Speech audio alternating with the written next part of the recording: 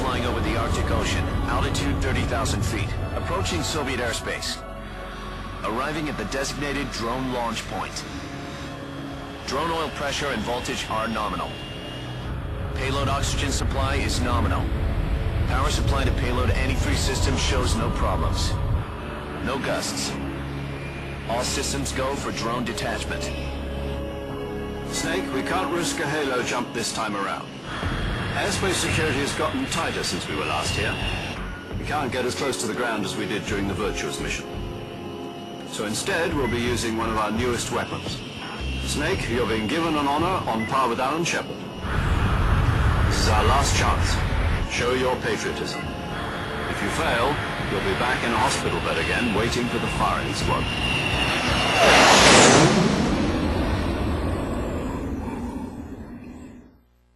So how does it feel to be a patient in one of the most advanced ICUs in the world? Would you do me a favor and tell the suits about visiting hours? I'll never get better with them assaulting me day and night with their questions. Must be part of the top brass's inquiry. More like an interrogation. According to them, I'm a traitor and an accomplice to the boss's defection. They're just looking for a scapegoat. Does that mean they're after you, too? Let's just say neither one of us is going to be made a national hero out of this. Does this mean Fox is going to die? No. This fox is still one step ahead of the hounds. The reason I came to see you today... Jack, it's time for Fox to clear its name. What are you talking about? The situation has changed. We've still got a chance to come out of this one alive. Yeah, what kind of chance? Don't get too excited. Here, have a cigar. It's Cuban.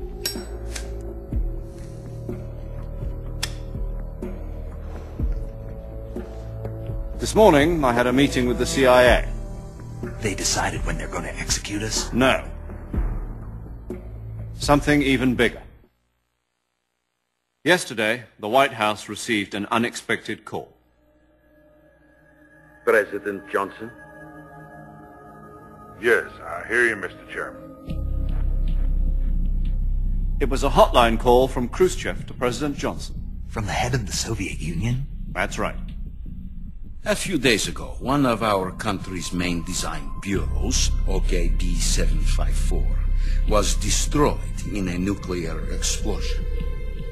At about the same time, our anti-aircraft radar picked up a signature that appeared to come from one of your military aircraft.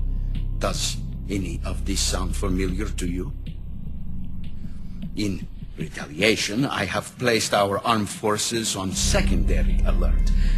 Depending on your response, I may be left with no choice but to order the military to maximum alert and unleash Armageddon. With the help of your predecessor, I was able to survive the Cuban incident. But my power is not as great as it once was. If I am to survive this crisis, I must have your full cooperation. I should have contacted you myself. Did you know that one of our soldiers defected to your country a week ago? No. So you haven't heard that. The man who arranged the defection was a GRU colonel by the name of Yevgeny Borisovich Volgin. Volgin, of the Brezhnev faction. Go on. Who is the soldier? Her name is the Boss. She's a living legend.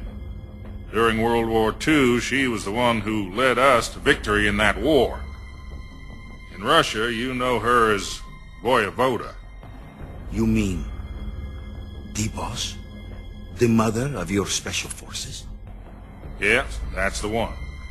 And she took 2 miniature nuclear shells along with her.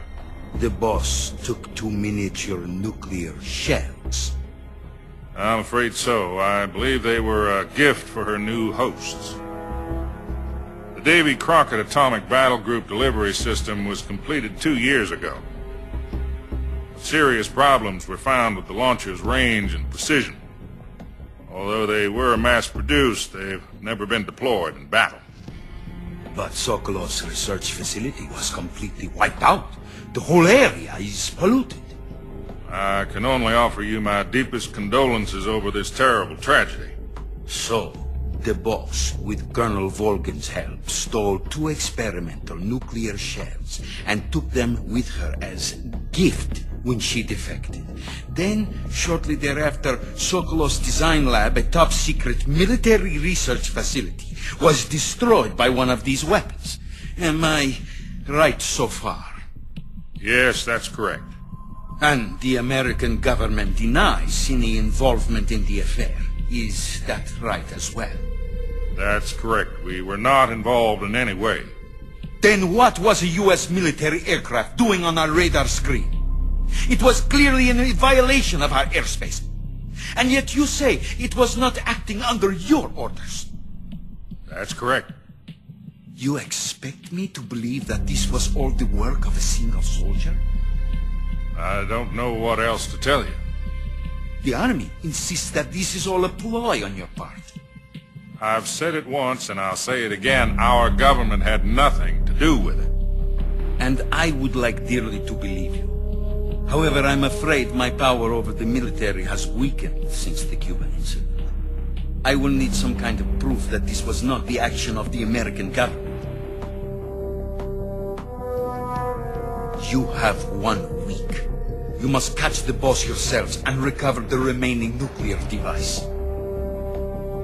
Then, you must find some way to prove your innocence. Prove our innocence.